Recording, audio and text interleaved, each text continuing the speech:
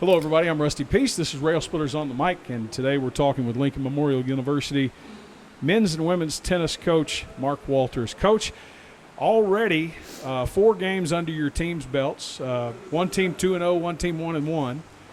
You're coming into your next weekend of play, if we get them in this weekend. I don't know if those of you watching this can hear it in the background, but it is raining profusely in the tri-state area at the moment. But all in all, very good start, and you've hit the ground running. No, thanks, Rusty. It's been interesting. I think the sooner you get to playing other people, the easier it makes practice, and the vibe is just a little bit more exciting for the kids. They get tired of me pretty quick, and they've only had me for a month, but they're already hearing the same thing the umpteenth time. So, yeah, it's definitely raining here. Hopefully we'll get everything done this weekend. I'm about ready to go grab 2 of every animal and try to find a way out of here. Well, this is certainly big enough to be Noah's Ark. Coach, you know, you and I have had the opportunity to talk numerous times since you took over the helm of the program. What's been the most challenging thing for you to this point in getting acclimated to the Railsplitter programs? Honestly, in between the lines has been the easiest thing. I've been doing this so long, and really the application of how to build a program at this level is not new to me. Really, the logistics of outside the court, you know, dealing with administration, trying to get my paperwork right, remembering my team's names, things that you take for granted when you recruit an athlete over a 2-year process. But when you're given a team and about 30 days to prepare for them, some of the small details become big. There's one girl on my team, bless her heart, Kirsten Awa. I've called her every name in the book but her own name. I can't even spell it correctly, but she has played her heart out for me already. In just a short time, she's shown me that she's got some good tennis in her. And the fact that she's a senior, being able to play her way out of here on a high note is going to be important to me, and I know for her. A lot of times people aren't really receptive or don't adapt well to change. Bringing in a new head coach with a team that's for the most part already established, or in this case 2 teams, is sometimes difficult for the student athlete to adjust. How have your student athletes adjusted to your methods of coaching thus far? Honestly, the former coach, Benny Collins, just a terrific personality and a very laid-back, kind of even-keeled person. Benny and I have a lot in common in that aspect. The fact that they had that personality to deal with while they were learning college tennis, I don't think I'm that big of an adjustment. Moreover, the more you're alike with a former coach, that can also be a detriment, because if what you seem to be laid back and easy about something, that tiger's always in the cave ready to jump out and take someone's tail off. So when someone jumps out of line or they do something that I don't quite agree with, you know, I have some reservations about overdoing it with new teams. You know, physically they're not used to doing some of the training that we're doing. Definitely the coaching strategies are different from coach to coach. So you're patient with kids, and you should let them know in the big picture that you're looking for the freshmen, sophomores, and juniors to step up and show you that they're coachable. The seniors, you want to get them out of here on a high note. You want to make sure that they have a good experience with you.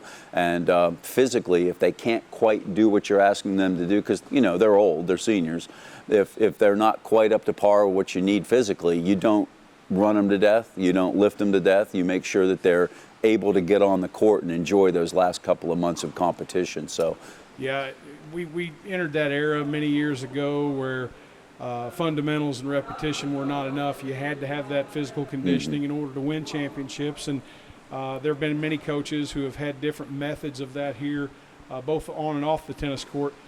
Let's talk about the facilities. You came into a program that for the most part has facilities that are in their infant stages. The indoor facility, which we're in now, on days like today, very advantageous, whereas you don't have to necessarily rent a facility or take it to the other team's court.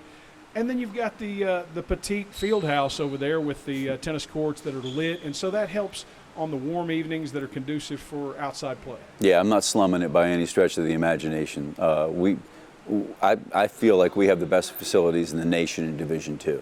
It's an honor to be here as a coach and have the keys to building like this. Benny didn't really have the opportunity to recruit on this like I have, and now that we've got the the first feelers out to a group of kids, a recruiting class, we're going to be able to use this facilities advantage we have to bring in a whole different level of athlete. You got to be patient because scholarships take time to free up and open up. But the whole model that we have, I think, is going to be built around using these facilities not only to recruit, but to bring in more home matches, higher profile teams, and just bigger weekends of tennis in general for LMU. You said that you felt like we had the best facilities in the nation. In terms of Division II programs, do you know of any within the Southeast region, let's just say that have facilities that are comparable to this? I have been fortunate. Everywhere I've gone, there's been a facilities upgrade, or I just backed into a brand new facility. Sometimes when you say yes to a job, that's the first thing you're looking at. In this case, there's really nothing to compare to what we have. Many schools play at great clubs. They'll a private club, maybe a country club, something close to campus, maybe 10, 15-minute drive. In many cases, kids are driving 30, 35 minutes to get to an indoor facility. That gets them through January and February, but they just don't get the ability to host matches because they're expensive, and they don't get the ability to train regularly because that just takes a logistical scenario that those teams just don't have. So on our standards, we're going to be able to do that year round. There won't be a day when we can't hit a tennis ball. There won't be a day when our kids can't get on a tennis court. Class conflicts won't be a problem with kids getting quality time, and we're going to be able to really train our athletes at a high level all the time. So as far as comparing us to what other people have, there's nothing in the Southeast that compares to us. And you get above the Mason-Dixon line, you start running into places that'll have maybe 2 courts, some will have 3. They're most often multi-purpose facilities, and they're not the kind of thing that tennis says, hey, that's my building. So we have a unique situation here, and I'm hoping to capitalize on that.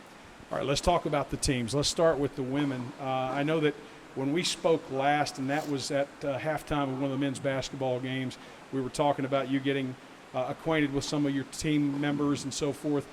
Where do you see the strengths right now for this year's teams, and what are the things that they need to work on in order to win championships? Honestly, the skill level's good. I'm surprised at the athleticism that we have on the team, especially for an older veteran team.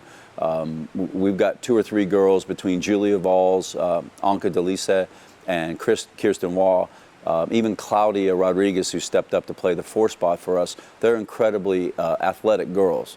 And so changing the style of play to suit their athleticism has been a goal of mine. We've tried to play some power tennis, hitting with better players. We can't sustain it. We can do it, but we can't do it at a high level over a 4-hour match. So trying to get the girls to rely a little bit more on their feet and their heart and a little less on their power, that's been a focus of mine. So they've taken to the coaching. They're seeing it in application during their matches. Some of them just need a pat on the back and a whisper in the ear, and there's others that I've had to, swing a rope around and put them in a straitjacket and say, if you hit one more ball like that, it's, we're going to be running after practice. Although the NCAA says I can't do that, but you get the drift. They see, when they see positive results, it makes the coaching so much easier. If we had lost nail biters all weekend, 4-3, 4-3, 4-3, and lost, I might have people in my office telling me, hey, we ran too much, we're too tired, I didn't have enough gas in the tank, but they saw just the opposite. We won those matches 4-3, and in every case that we went deep in a match, we saw the other person fatigued. And they haven't done near what we've done, and they certainly hadn't played back-to-back matches. So the ability for us to play a long weekend like that, go the distance, and still have a lot left in the tank, that reinforced a lot of what I'm trying to preach to them. Of course, some of those individuals are probably still getting up to speed because of off-season injuries or last season injuries that they've been recouping. Let's talk about the men for just a minute. I mean, another program that you inherited most of those members on the squad, if not all. I'm not really familiar with that, but where do you see their strengths right now and what they need to work on? Well, first off, we've got great senior leadership with Jake Tuchman and Javier Marte. Xavi is battling through some lower extremity injuries. He sat out most of last year with a hip problem. It's not a secret that his body is limited in some aspects, but no one's questioning his character, his drive, or his fortitude. So he's out there toughening it every day. We've got him on a program where we're going to try to get him through the year in one piece, and as long as he's on the court for us, we're going to be a competitive team. He's capable of playing anywhere in the lineup. It's just his body is going to tell him where he needs to play. And as far as Jake goes, Jake's an anchor for our doubles.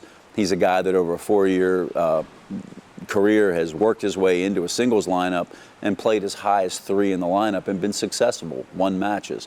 And so he's a guy that was told in the recruiting process, I don't think you can play in the SAC. And not only has he proven people wrong, he's doing it at a great level. So I'm proud of him. I'm excited for him to get on out of here and make some big bucks so he can donate back to the program. But they've got 2 months of tennis left, and those two guys are really excited about it. You can see it when they're on the court. Those of us who follow LMU tennis know that the SAC is an extremely tough conference. It's part of the NCAA Southeast region, which also is very tough. And then you compete directly with schools that are not only out of the conference, out of the region, but in the South region, which is extremely strong in terms of men's and women's tennis. So you're in an area of the country that provides the most difficult level of competition. And so tell us a little bit about the schedule and what you see before the season's end. Well, I think the schedule we inherited was perfect for the level we're at right now.